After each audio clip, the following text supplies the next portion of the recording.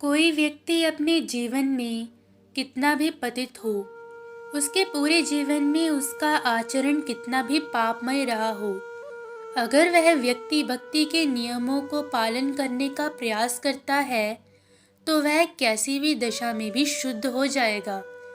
इसका बहुत बड़ा उदाहरण हमें बिल्वमंगल ठाकुर जी के जीवन में देखने को मिलता है। जय श्री राधे। आप सभी का हमारे YouTube चैनल कथामृत रस पे स्वागत है। आज आपके सामने मैं बिल्वमंगल जी, जो कि कलयुग में एक बहुत बड़े भक्त रहे हैं श्री कृष्ण के, उनका बहुत सुंदर उदाहरण लेकर आई हूँ कि कैसे उन्होंने अपनी भक्ति से ठाकुर जी को प्राप्त कर लिया। ऐसा अनुमान है कि बिल्वमंगल ठाकुर का जन्म 1400 ईस्वी के आसपास दक्षिण भारत के केरल प्रांत में किसी गांव में बहुत ही कुलीन ब्राह्मण के परिवार में हुआ। वह बहुत ही सदाचारी था। वह अपने माता पिता के बहुत ही आज्ञाकारी थे। बचपन से वह भक्ति के सब नियमों का यथार्थी संध्या पालन करते। उनकी पत्नी बहुत ही सुशील, धर्मपरायणा और प्रतिव्रता थी। उनका पूरा जीवन संपूर्ण रूप से शांतमय और समृद्ध था। उनके जीवन में एक दुर्घटना घटी। उनके गांव के पास एक नदी बहती थी। नदी के पास एक नगर था। उस नगर में एक वेश्यालय था जिसमें प्रतिदिन चिंतामणि नाम की वेश्या नृत्य करती थी और वो बहुत सुंदर थी। एक दिन बिल्वमंगल को उस नगर में किसी कार्य के लिए जाना पड़ा।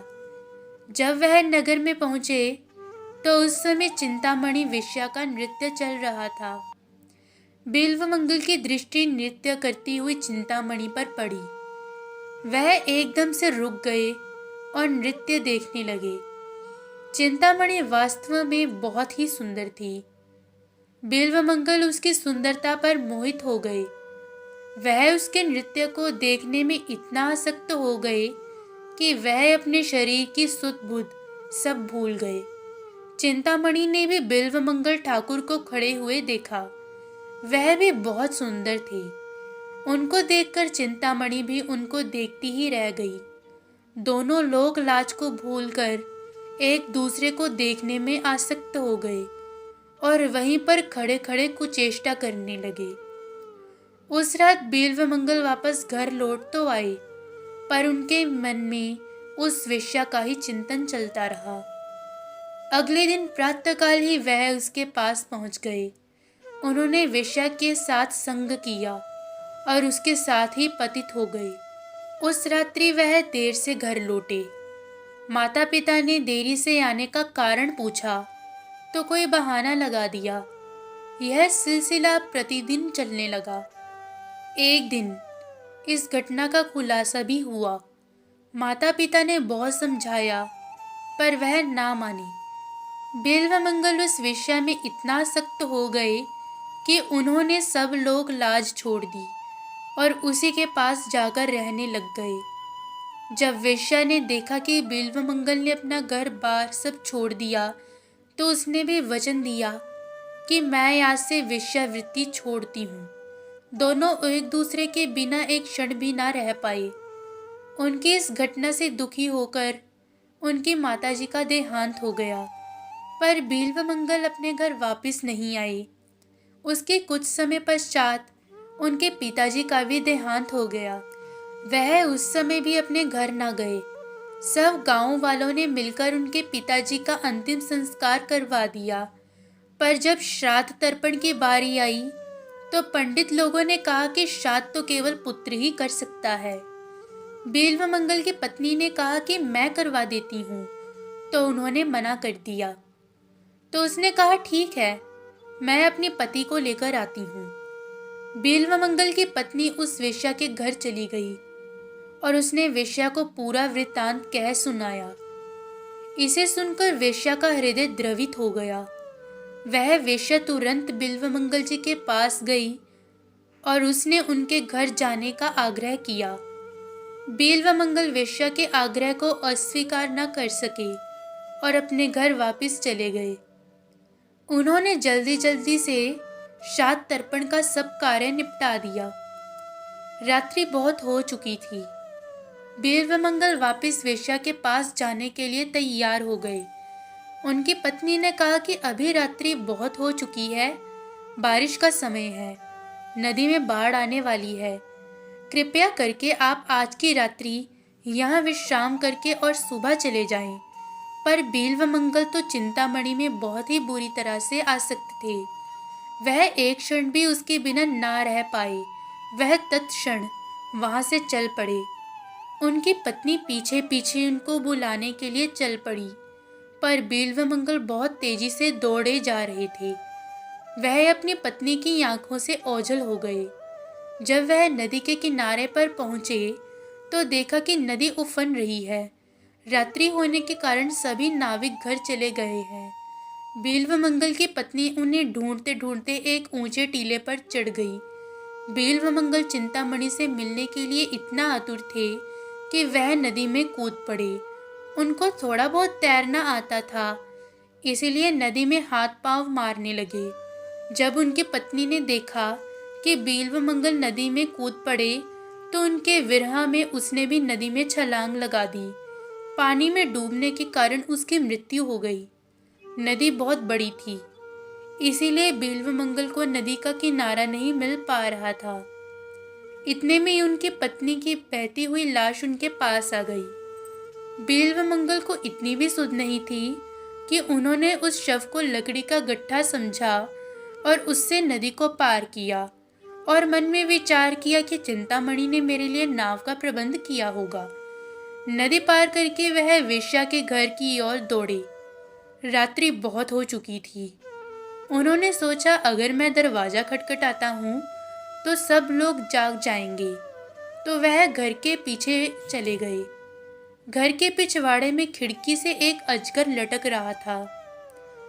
अपनी सुध न होने के कारण उन्होंने उस अजगर को रस्सी समझा और उसको पकड़कर ऊपर चढ़ गए। छत से नीचे की ओर जाने वाले सभी मार्गों पर दरवाजे बंद थे, तो उन्होंने छत से बरामदे में छलांग लगा दी। इससे चिंतामणि जाग गई।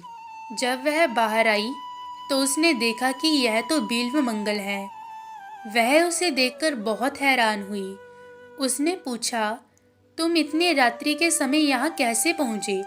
बिल्वमंगल ने कहा कि तुमने ही तो खिड़की पर रस्सी लटकाई थी और नदी में मेरे लिए नाव का प्रबंध किया था।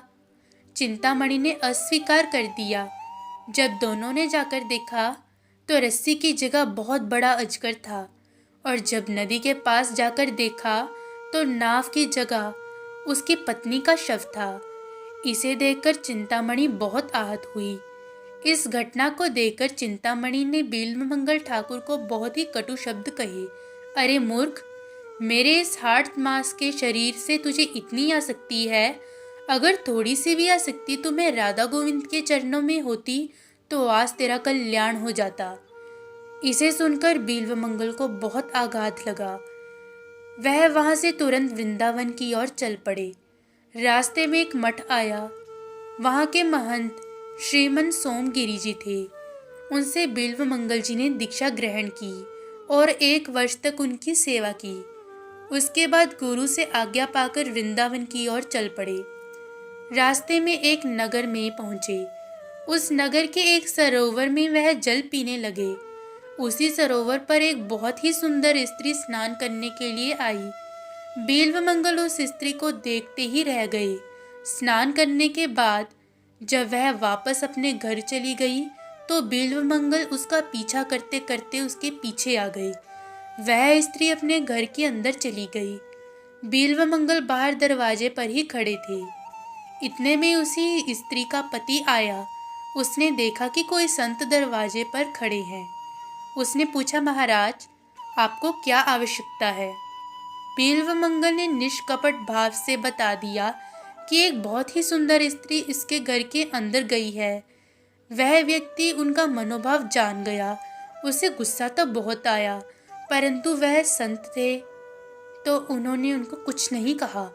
उन्होंने घर के भीतर ले गया और उन्होंने ऊपर के एक कमरे में ठहरा दिया। उसने अपनी पत्नी को आदेश दिया कि भाग्यवान, तुम तैयार हो जाओ। और उसको आज्ञा दी जैसा संत चाहे वैसा ही व्यवहार करना और उनकी हर इच्छा को पूरा करना। उस स्त्री को बहुत संकोच हुआ, पर वह स्त्री बहुत आज्ञाकारी थी, इसीलिए वह तुरंत जाकर तैयार होकर भोजन सामग्री लेकर बिल्व मंगल जी के पास पहुंची। सब अलंकारों से ठाकुर वह स्त्री जैसे ही बिल्व मंगल जी से निकट आई तो उसने पूछा, बाबा किसी चीज की आवश्यकता हो तो मुझे बताइए। बिल्व मंगल ठाकुर कहते, मुझे 2 मोटी सुइयां चाहिए। वह स्त्री उनके प्रयोजन को ना समझ सकी। उसने 2 मोटी सुइयां बिल्व मंगल ठाकुर को दे दी। बिल्व मंगल ठाकुर ने दोनों सुइयां अपने हाथों में पकड़ी और उससे अपनी दोनों आंखों में फोड़ दिया। यह देखकर वह स्त्री बहुत डर गई। उसने तुरंत अपने पति को बुलाया। इस घटना को देखकर वह दोनों क्रंदन करने लगे, पर बिल्व मंगल ठाकुर जी ने उन्हें सांत्वना दी कि आप लोगों का कोई दोष नहीं है, सारा दोष तो मेरी इन आंखों का था जो मुझे बार बार गिरा रही थी। उसके बाद वह वृंदावन की ओर चल पड़े। जब वह वृंदावन के निकट पहुंचे तो वह एक गड्ढे में गिरने वाले थे। तुरंत भगवान ने वहां आकर उनका हाथ पकड़ लिया और गड्ढे में गिरने से बचा लिया। भगवान जब हाथ छुड़ाकर भागने लगे तो बिल्व मंगल ठाकुर ने उनका हाथ पकड़ लिया, पर भगवान जबरदस्ती अपना हाथ छुड़ाकर भागने लगे। तब बिल्व मंगल ठाकुर ने एक पद गाया, हाथ छुड़ावर जात हो निबल जान के मोहि, हृदय से जब तुम जाओगे तब मैं जानू तो ही। इसके बाद भी भगवान ने उनका बहुत सी लीलाएं की और उनको कितनी ही बार दर्शन दिया। तो इस प्रकार हम देखते हैं कि बिल्व मंगल कितना पतित अवस्था में थे, पर भक्ति करने से उनके सब दोष दूर हो गए। उन्होंने भगवान की कृपा प्राप्त हुई और भगवान ने उनको अनेकों बार दर्शन दिए। इस प्रकार कोई व्यक्ति कैसा भी हो, कैसा भी स्थिति में हो, कितना भी पतित हो, उसने कितने भी दुष्कर्म क्यों ना किए हों, अगर वह योग्य गुरु के निर्देशन में भक्ति का अभ्यास करता है तो धीरे धीरे वह शुद्ध हो जाएगा और इसी जन्म में अपने घर भगवान के धाम को लौट जाएगा। बोलिए राधा गोविंद प्रभु की जय हो। तो मिलते हैं ऐसी ही एक और अद्भुत कथा के साथ। तब तक के लिए बड़े प्रेम से बोलिए राधे राधे।